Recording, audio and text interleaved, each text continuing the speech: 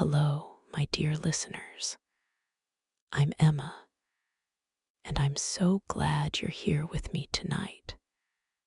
I want to share with you one of the most hauntingly beautiful stories ever written, Emily Bronte's Wuthering Heights.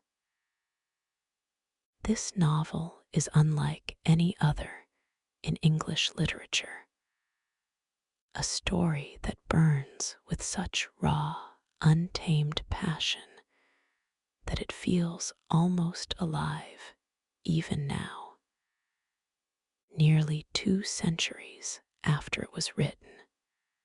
What makes this book so extraordinary is how it unfolds through shifting perspectives and timelines. We don't hear the story directly, but through the voices of those who witnessed it. It begins with Mr. Lockwood, an outsider who stumbles into this world of passion and revenge. And then we hear the story through the housekeeper, Nellie Dean, who watched it all unfold over decades. The narrative moves back and forth through time, like memories surfacing in the quiet moments before sleep. We see the same characters at different stages of their lives, the same places transformed by years and heartbreak. It's a story told in layers, much like how our own lives accumulate meaning over time. And speaking of the moors, let's settle in together, shall we? Close your eyes if you'd like, and let me take you there. Picture yourself standing on those vast, windswept Yorkshire moors. The air is cool against your skin, carrying the scent of damp earth and heather. You can feel the chill breeze whispering through your hair, gentle but persistent, like a memory you can't quite shake. In the distance, the purple heather stretches as far as you can see, rolling hills covered in this resilient little flower that somehow thrives in such harsh conditions. The sky above is heavy with clouds, the light soft and diffused, casting everything in muted tones of gray and green and purple. Listen to the wind. It's not a harsh wind tonight, but a steady, soothing presence that seems to carry all the stories of this ancient landscape. It whispers through the grasses, rustles the heather, and carries with it the distant cry of curlews, those haunting bird calls that sound like the very soul of the wilderness. This is where our story begins, in this wild, beautiful, untamed place where emotions run as deep as the peat bogs and love burns as fiercely as the summer sun on the heather. Let yourself sink into this moment. Let go of whatever worries you carried here tonight. The day is done. Your work is complete, and now it's time to rest. I'll hold this story for you, reading softly as you drift into peaceful sleep. Whenever you're ready, we'll begin. Wuthering Heights by Emily Bronte, 1801. I have just returned from a visit to my landlord, the solitary neighbor that I shall be troubled with. This is certainly a beautiful country. In all England, I do not believe that I could have fixed on a situation so completely removed from the stir of society. A perfect misanthropist's heaven, and Mr. Heathcliff and I are such a suitable pair to divide the desolation between us. A capital fellow. He little imagined how my heart warmed towards him when I beheld his black eyes withdraw so suspiciously under their brows as I rode up, and when his fingers sheltered themselves with a jealous resolution still further in his waistcoat as I announced my name. "Mr. Heathcliff," I said. A nod was the answer. "Mr. Lockwood, your new tenant, sir. I do myself the honor of calling as soon as possible after my arrival, to express the hope that I have not inconvenienced you by my perseverance in soliciting the occupation of Thrushcross Grange. I heard yesterday you had had some thoughts. Thrushcross Grange is my own, sir," he interrupted, wincing. "I should not allow anyone to inconvenience me. If I could hinder it, walk in." The walk in was uttered with closed teeth, and expressed the sentiment, "Go to the deuce." Even the gate over which he leant manifested no sympathizing movement to the words, and I think that circumstance determined me to accept the invitation.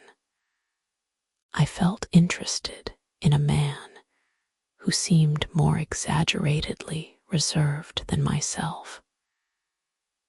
When he saw my horse's breast fairly pushing the barrier, he did put out his hand to unchain it, and then sullenly preceded me up the causeway, calling, as we entered the court, "Joseph, take Mr. Lockwood's horse, and bring up some wine." Here we have the whole establishment of domestics, I suppose, was the reflection suggested by this compound order. No wonder the grass grows up between the flags, and cattle are the only hedge cutters. Joseph was an elderly, nay, an old man, very old perhaps, though hale and sinewy. "The Lord help us," he soliloquized in an undertone of peevish displeasure, while relieving me of my horse, looking, meantime, in my face so sourly that I charitably conjectured he must have need of divine aid to digest his dinner, and his pious ejaculation had no reference to my unexpected advent. Wuthering Heights is the name of Mr. Heathcliff's dwelling. Wuthering being a significant provincial adjective, descriptive of the atmospheric tumult to which its station is exposed in stormy weather. Pure, bracing ventilation they must have up there at all times, indeed. One may guess the power of the north wind, blowing over the edge by the excessive slant of a few stunted firs at the end of the house, and by a range of gaunt thorns, all stretching their limbs one way, as if craving alms of the sun. Happily, the architect had foresight to build it strong. The narrow windows are deeply set in the wall, and the corners defended with large jutting stones. Before passing the threshold, I paused to admire a quantity of grotesque carving lavished over the front, and especially about the principal door, above which, among a wilderness of crumbling griffins and shameless little boys, I detected the date 1500 and the name Harriton Earnshaw. I would have made a few comments and requested a short history of the place from the surly owner, but his attitude at the door appeared to demand my speedy entrance or complete departure, and I had no desire to aggravate his impatience previous to inspecting the penetralium. One step brought us into the family sitting room without any introductory lobby or passage. They call it here the house.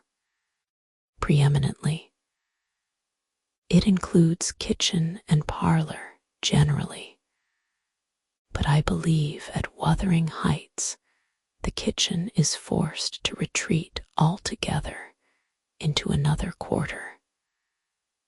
At least I distinguished a chatter of tongues and a clatter of culinary utensils deep within, and I observed no signs of roasting, boiling, or baking about the huge fireplace, nor any glitter of copper saucepans and tin cullenders on the walls.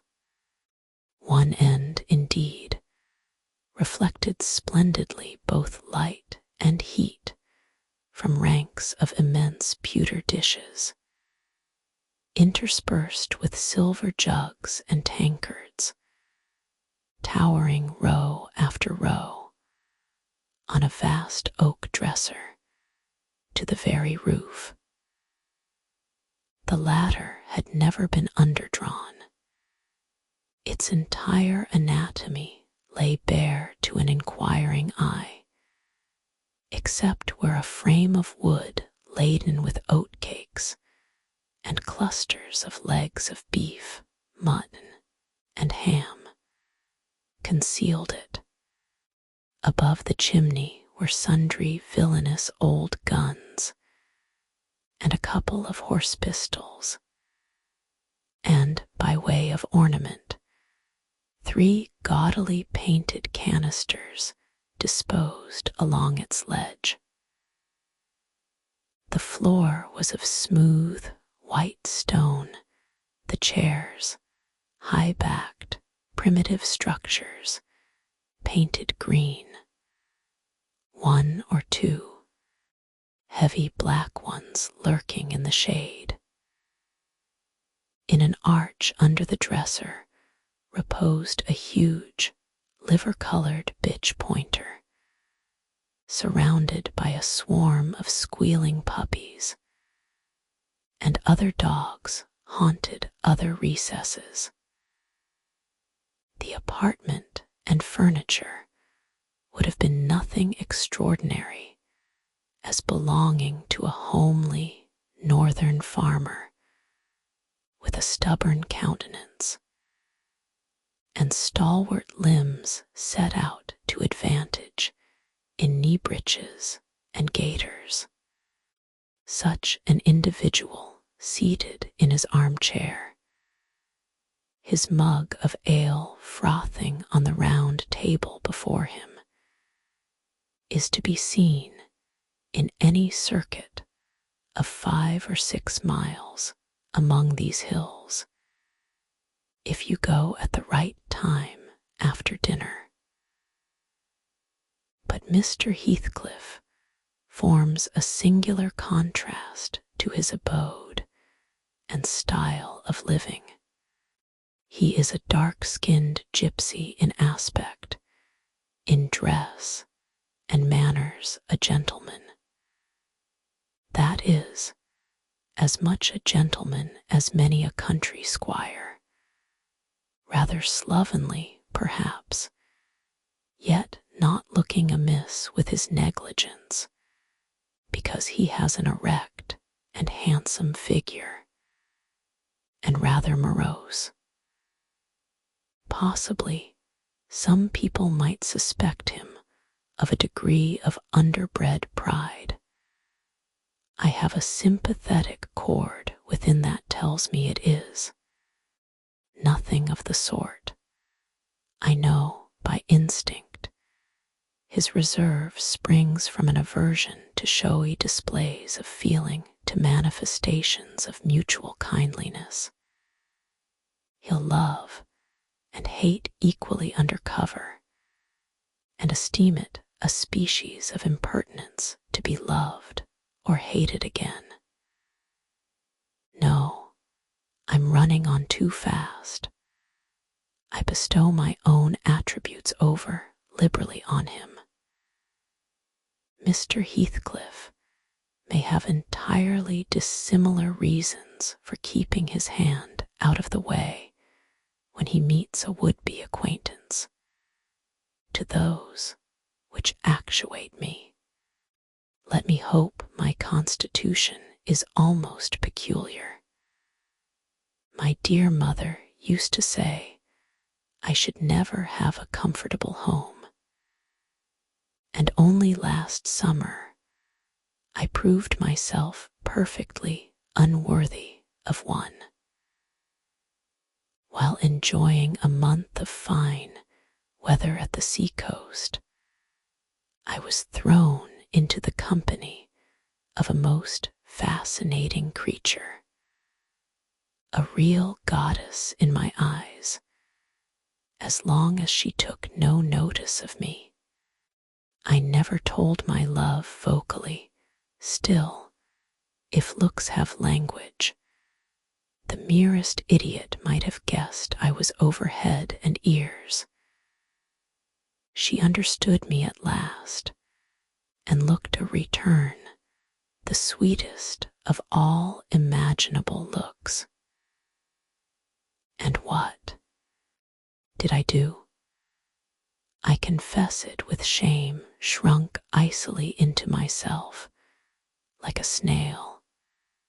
At every glance retired colder and farther, till finally the poor innocent was led to doubt her own senses, and overwhelmed with confusion at her supposed mistake, persuaded her mamma to decamp. By this curious turn of disposition, I have gained the reputation of deliberate heartlessness. How undeserved, I alone can appreciate. I took a seat at the end of the hearthstone, opposite that towards which my landlord advanced, and filled up an interval of silence by attempting to caress the canine mother, who had left her nursery and was sneaking wolfishly to the back of my legs, her lip curled up, and her white teeth watering for a snatch. My caress provoked a long, guttural gnarl. "You'd better let the dog alone," growled Mr. Heathcliff in unison, checking fiercer demonstrations with a punch of his foot. "She's not accustomed to be spoiled, not kept for a pet." striding to a side. "Door," he shouted again. "Joseph." Joseph mumbled indistinctly in the depths of the cellar, but gave no intimation of ascending. So his master dived down to him, leaving me vis-a-vis the ruffianly bitch and a pair of grim, shaggy sheepdogs who shared with her a jealous guardianship over all my movements. Not anxious to come in contact with their fangs, I sat still, but imagining they would scarcely understand tacit insults, I unfortunately indulged in winking and making faces at the trio, and some turn of my physiognomy so irritated Madame that she suddenly broke into a fury and leapt on my knees. I flung her back and hastened to interpose the table between us. This proceeding aroused the whole hive. Half a dozen four-footed fiends of various sizes and ages issued from hidden dens to the common center. I felt my heels and coat laps peculiar subjects of assault, and parrying off the larger combatants as effectually as I could with the poker, I was constrained to demand, aloud, assistance from some of the household in re-establishing peace. Mr. Heathcliff and his man climbed the cellar steps with vexatious phlegm. I don't think they moved 1 second faster than usual, though the hearth was an absolute tempest of worrying and yelping. Happily, an inhabitant of the kitchen made more dispatch, a lusty dame, with tucked-up gown, bare arms, and fire-flushed cheeks, rushed into the midst of us flourishing a frying pan, and used that weapon and her tongue to such purpose that the storm subsided magically, and she only remained heaving like a sea after a high wind when her master entered on the scene. "What the devil is the matter?" he asked, eyeing me in a manner that I could ill endure after this inhospitable treatment. "What the devil, indeed," I muttered. "The herd of possessed swine could have had no worse spirits in them than those animals of yours, sir. You might as well leave a stranger with a brood of tigers. They won't meddle with persons who touch nothing," he remarked, putting the bottle before me and restoring the displaced table. "The dogs do right to be vigilant. Take a glass of wine. No, thank you, not bitten, are you? If I had been, I would have set my signet on the biter."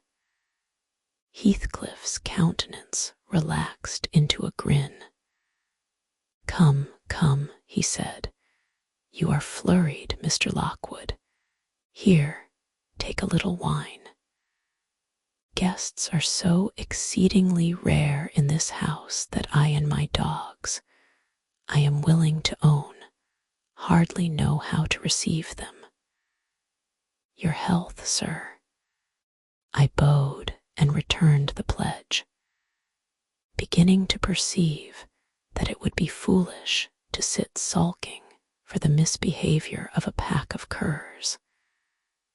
Besides, I felt loth to yield the fellow further amusement at my expense, since his humor took that turn.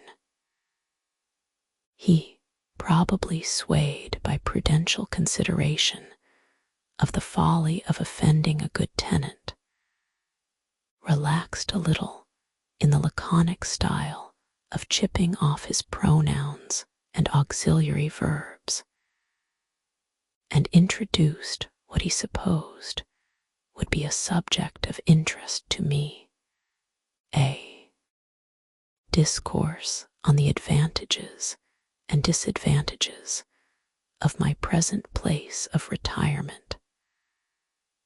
I found him very intelligent on the topics we touched, and before I went home, I was encouraged so far as to volunteer another visit tomorrow. He evidently wished no repetition of my intrusion. I shall go, notwithstanding. It is astonishing how sociable I feel myself compared with him. Chapter II. Yesterday afternoon, set in misty and cold. I had half a mind to spend it by my study fire, instead of wading through heath and mud to Wuthering Heights. On coming up from dinner, however, N.B., I dine between 12 and 1 o'clock. The housekeeper, a matronly lady taken as a fixture along with the house, could not, or would not, comprehend my request that I might be served at 5.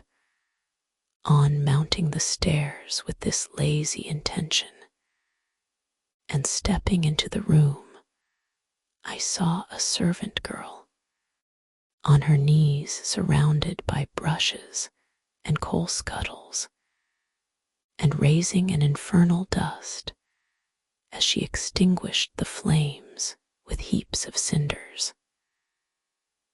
This spectacle drove me back immediately. I took my hat, and after a 4 miles walk, arrived at Heathcliff's garden gate just in time to escape the first feathery flakes of a snow shower. On that bleak hill top, the earth was hard with a black frost, and the air made me shiver through every limb. Being unable to remove the chain, I jumped over, and running up the flagged causeway bordered with straggling gooseberry bushes, knocked vainly for admittance, till my knuckles tingled and the dogs howled. Wretched inmates, I ejaculated mentally. You deserve perpetual isolation from your species for your churlish inhospitality. At least, I would not keep my doors barred in the daytime.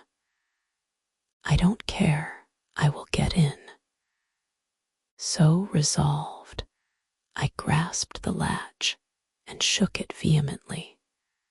Vinegar-faced Joseph projected his head from a round window of the barn. What are ye for? He shouted. Tea, maesters, down it fouled. Go round by T.H.N.O.T. Lath, if ye went to spake to him. Is there nobody inside to open the door? I hallooed responsively. There's nobbut tea, missus, and shul not oppen tea and ye mac your flaysome dins till neat. Why, cannot you tell her whom I am, Joseph? Nor ne me. I'll hae no hend wit, muttered the head, vanishing. The snow began to drive thickly. I seized the handle to essay another trial, when a young man without coat and shouldering a pitchfork appeared in the yard behind. He hailed me to follow him, and after marching through a wash house and a paved area containing a coal shed, pump, and pigeon cot, we at length arrived in the huge, warm, cheerful apartment where I was formerly received. It glowed delightfully in the radiance of an immense fire, compounded of coal, peat, and wood, and near the table, laid for a plentiful evening meal, I was pleased to observe the missus, an individual whose existence I had never previously suspected. I bowed and waited, thinking she would bid me take a seat. She looked at me, leaning back in her chair, and remained motionless and mute. "Rough weather," I remarked. "I'm afraid, Mrs. Heathcliff, the door must bear the consequence of your servants' leisure attendance. I had hard work to make them hear me." She never opened her mouth. I stared, she stared also. At any rate, she kept her eyes on me in a cool, regardless manner, exceedingly embarrassing and disagreeable. "Sit down," said the young man gruffly. "He'll be in soon." I obeyed and hemmed, and called the villain Juno, who deigned, at this second interview, to move the extreme tip of her tail in token of owning my acquaintance. "A beautiful animal," I commenced again. "Do you intend parting with the little ones, madam?"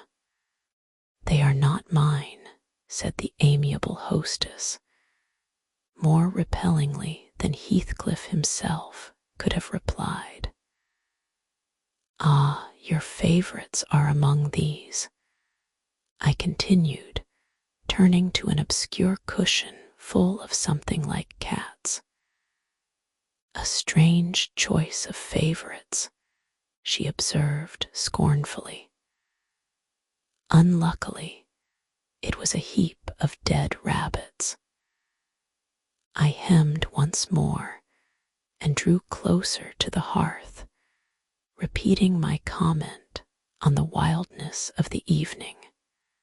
"You should not have come out," she said, rising and reaching from the chimney-piece 2 of the painted canisters. Her position before was sheltered from the light now. I had a distinct view of her whole figure and countenance.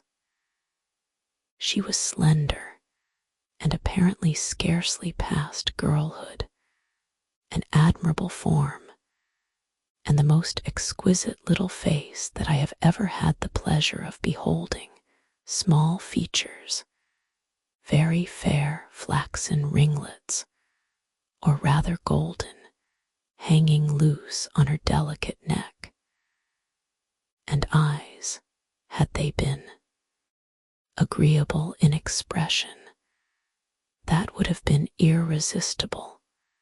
Fortunately for my susceptible heart, the only sentiment they evinced hovered between scorn and a kind of desperation, singularly unnatural to be detected there.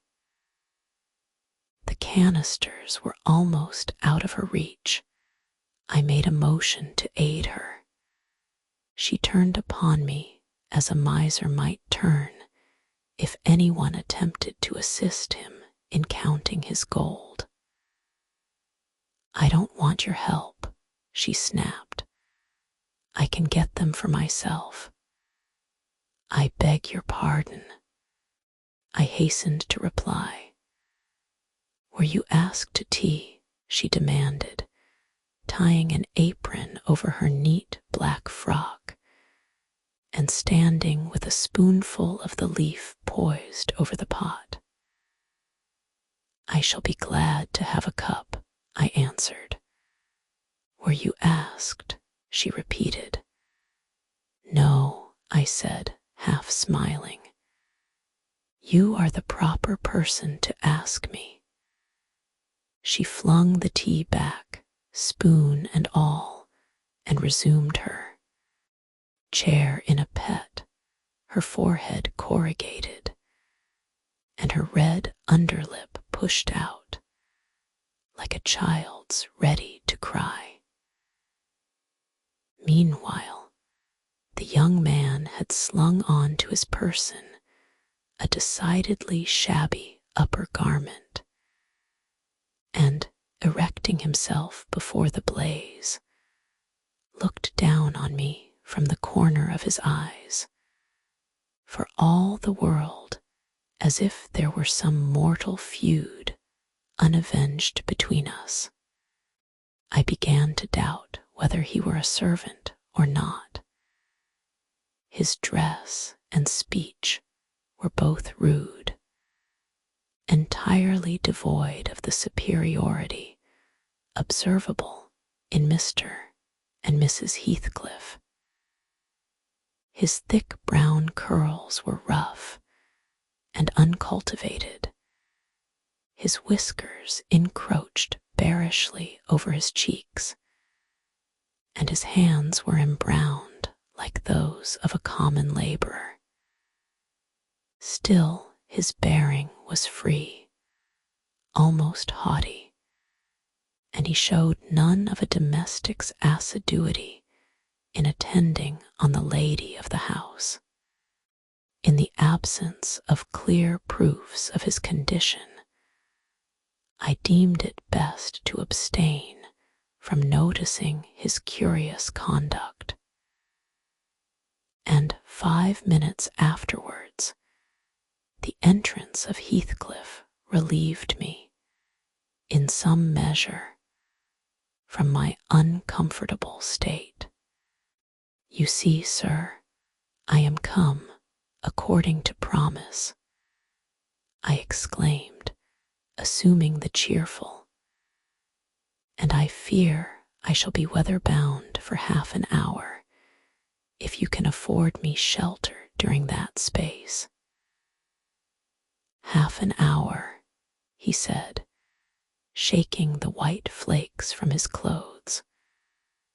"I wonder you should select the thick of a snowstorm to ramble about in. Do you know that you run a risk of being lost in the marshes? People familiar with these moors often miss their road on such evenings, and I can tell you there is no chance of a change at present. Perhaps I can get a guide among your lads, and he might stay at the Grange till morning, could you spare me one." "No, I could not." "Oh, indeed. Well, then, I must trust to my own sagacity." "Umph. Are you going to mack the tea?" demanded he of the shabby coat, shifting his ferocious gaze from me to the young lady. "Is he to have any?" she asked, appealing to Heathcliff. "Get it ready, will you?" was the answer, uttered so savagely that I started. The tone in which the words were said revealed a genuine bad nature. I no longer felt inclined to call Heathcliff a capital fellow. When the preparations were finished, he invited me with, "Now, sir, bring forward your chair." And we all, including the rustic youth, drew round the table, an austere silence prevailing while we discussed our meal. I thought, if I had caused the cloud, it was my duty to make an effort to dispel it. They could not every day sit so grim and taciturn, and it was impossible, however ill-tempered they might be, that the universal scowl they wore was their everyday countenance. "It is strange," I began, in the interval of swallowing 1 cup of tea and receiving another.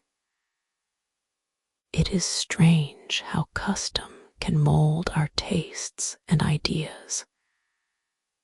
Many could not imagine the existence of happiness in a life of such complete exile from the world as you spend, Mr. Heathcliff. Yet, I'll venture to say that, surrounded by your family, and with your amiable lady as the presiding genius over your home and heart, my amiable lady, he interrupted, with an almost diabolical sneer on his face. Where is she, amiable lady? Mrs. Heathcliff, your wife, I mean. Well, yes. Oh, you would intimate that her spirit has taken the post of ministering angel, and guards the fortunes of Wuthering Heights, even when her body is gone. Is that it? Perceiving myself in a blunder, I attempted to correct it. I might have seen there was too great a disparity between the ages of the parties to make it likely that they were man and wife. One was about 40, a period of mental vigor at which men seldom cherish the delusion of being married for love by girls. That dream is reserved for the solace of our declining years. The other did not look 17. Then it flashed upon me the clown at my elbow, who is drinking his tea out of a basin and eating his bread with unwashed hands, may be her husband, Heathcliff Jr., of course. Here is the consequence of being buried alive. She has thrown herself away upon that boor from sheer ignorance that better individuals existed. A sad pity. I must beware how I cause her to regret her choice. The last reflection may seem conceited. It was not. My neighbor struck me as bordering on repulsive. I knew, through experience, that I was tolerably attractive. Mrs. Heathcliff is my daughter-in-law, said Heathcliff, corroborating my surmise. He turned, as he spoke, a peculiar look in her direction, a look of hatred, unless he has a most perverse set of facial muscles that will not, like those of other people, interpret the language of his soul. Ah, certainly, I see now. You are the favored possessor of the beneficent fairy, I remarked, turning to my neighbor. This was worse than before. The youth grew crimson and clenched his fist with every appearance of a meditated assault. But he seemed to recollect himself presently and smothered the storm in a brutal curse muttered on my behalf, which, however, I took care not to notice. Unhappy in your conjectures, sir, observed my host. We neither of us have the privilege of owning your good fairy. Her mate is dead. I said she was my daughter-in-law. Therefore, she must have married my son. And this young man is not my son, assuredly. Heathcliff smiled again, as if it were rather too bold a jest to attribute the paternity of that bear to him. My name is Harriton Earnshaw, growled the other, and I'd counsel you to respect it. I've shown no disrespect, was my reply, laughing internally at the dignity with which he announced himself. He fixed his eye on me longer than I cared to return the stare, for fear I might be tempted either to box his ears or render my hilarity audible. I began to feel unmistakably out of place in that pleasant family circle. The dismal spiritual atmosphere overcame, and more than neutralized, the glowing physical comforts round me, and I resolved to be cautious how I ventured under those rafters a third time. The business of eating being concluded, and no one uttering a word of sociable conversation, I approached a window to examine the weather. A sorrowful sight I saw, dark night coming down prematurely, and sky and hills mingled in one bitter whirl of wind and suffocating snow. I don't think it possible for me to get home now without a guide, I could not help exclaiming. The roads will be buried already, and if they were bare, I could scarcely distinguish a foot in advance. Hareton, drive those dozen sheep into the barn porch. They'll be covered if left in the fold all night. And put a plank before them, said Heathcliff. How must I do? I continued, with rising irritation. There was no reply to my question, and on looking round, I saw only Joseph bringing in a pail of porridge for the dogs, and Mrs. Heathcliff leaning over the fire, diverting herself with burning a bundle of matches, which had fallen from the chimney piece as she restored the tea canister to its place. The former, when he had deposited his burden, took a critical survey of the room, and in cracked tones grated out, "Ah, wonder how ya can fashion to stand theer, I idleness unwore, when all on M's goin' out. Bud y'are a nout, and it's no use talking, y'all niver mend o' your ill ways, but go a rate to tea divil, like your mother afore ye." I imagined for a moment that this piece of eloquence was addressed to me, and sufficiently enraged, stepped towards the aged rascal with an intention of kicking him out of the door. Mrs. Heathcliff, however, checked me by her answer. "You scandalous old hypocrite," she replied. "Are you not afraid of being carried away bodily whenever you mention the devil's name? I warn you to refrain from provoking me, or I'll ask your abduction as a special favor. Stop. Look here, Joseph," she continued, taking a long, dark book from a shelf. "I'll show you how far I've progressed in the black art. I shall soon be competent to make a clear house of it.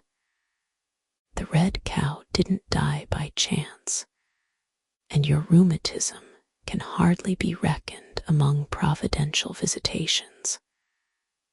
"Oh, wicked, wicked," gasped the elder. "May the Lord deliver us from evil." "No, reprobate. You are a castaway, be off, or I'll hurt you seriously. I'll have you all modeled in wax and clay, and the first who passes the limits I fix I'll not say what he shall be done to, but you'll see. Go, I'm looking at you." The little witch put a mock malignity into her beautiful eyes, and Joseph, trembling with sincere horror, hurried out, praying and ejaculating "wicked" as he went. I thought her conduct must be prompted by a species of dreary fun, and now that we were alone, I endeavored to interest her in my distress. "Mrs. Heathcliff," I said earnestly, "you must excuse me for troubling you. I presume because, with that face, I'm sure you cannot help being good-hearted. Do point out some landmarks by which I may know my way home. I have no more idea how to get there than you would have how to get to London." "Take the road you came," she answered, ensconcing herself in a chair with a candle and the long book open before her. "It is brief advice, but as sound as I can give. Then, if you hear of me being discovered dead in a bog or a pit full of snow, your conscience won't whisper that it is partly your fault." "How so?" "I cannot escort you. They wouldn't let me go to the end of the garden wall. I should be sorry to ask you to cross the threshold for my convenience on such a night," I cried. "I want you to tell me my way, not to show it, or else to persuade Mr. Heathcliff to give me a guide. Who? There is himself, Earnshaw, Zillah, Joseph, and I. Which would you have? Are there no boys at the farm?" "No, those are all." "Then it follows that I am compelled to stay." "That you may settle with your host. I have nothing to do with it. I hope it will be a lesson to you to make no more rash journeys on these hills," cried Heathcliff's stern voice from the kitchen entrance. "As to staying here, I don't keep accommodations for visitors. You must share a bed with Hareton or Joseph, if you do." "I can sleep on a chair in this room," I replied. "No, no.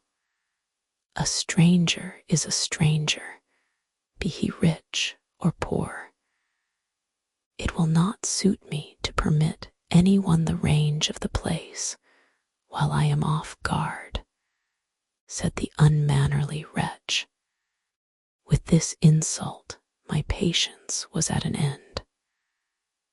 I uttered an expression of disgust and pushed past him into the yard, running against Earnshaw in my haste. It was so dark that I could not see the means of exit, and as I wandered round, I heard another specimen of their civil behavior amongst each other.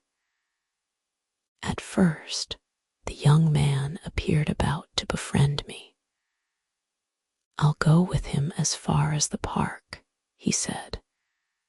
"You'll go with him to hell," exclaimed his master, or whatever relation he bore. "And who is to look after the horses, eh? A man's life is of more consequence than one evening's neglect of the horses." "Somebody must go," murmured Mrs. Heathcliff, more kindly than I expected. "Not at your command," retorted Hareton. "If you set store on him, you'd better be quiet.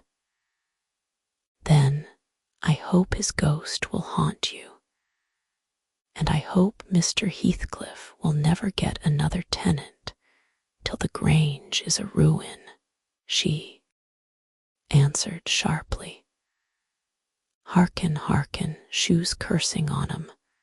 muttered Joseph, towards whom I had been steering. He sat within earshot, milking the cows by the light of a lantern, which I seized unceremoniously, and calling out that I would send it back on the morrow, rushed to the nearest postern. Maester, maester, he's staling tea lanthorn, shouted the ancient, pursuing my retreat. Hey, Gnasher! Hey, dog! Hey, wolf! Hauled him, hauled him. On opening the little door, two hairy monsters flew at my throat, bearing me down and extinguishing the light, while a mingled guffaw from Heathcliff and Hareton put the copestone on my rage and humiliation. Fortunately, the beasts seemed more bent on stretching their paws and yawning and flourishing their tails than devouring me alive. But they would suffer no resurrection, and I was forced to lie till their malignant masters pleased to deliver me. Then, hatless and trembling with wrath, I ordered the miscreants to let me out, on their peril to keep me 1 minute longer, with several incoherent threats of retaliation that, in their indefinite depth of virulency, smacked of King Lear. The vehemence of my agitation brought on a copious bleeding at the nose, and still Heathcliff laughed, and still I scolded. I don't know what would have concluded the scene, had there not been one person at hand rather more rational than myself, and more benevolent than my entertainer. This was Zillah, the stout housewife, who at length issued forth to inquire into the nature of the uproar. She thought that some of them had been laying violent hands on me, and not daring to attack her master, she turned her vocal artillery against the younger scoundrel. "Well, Mr. Earnshaw," she cried, "I wonder what you'll have agate next. Are we going to murder folk on our very doorstones? I see this house will never do for me.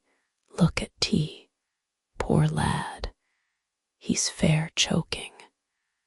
Wished you mightn't go on so. Come in, and I'll cure that. There now, hold ye still."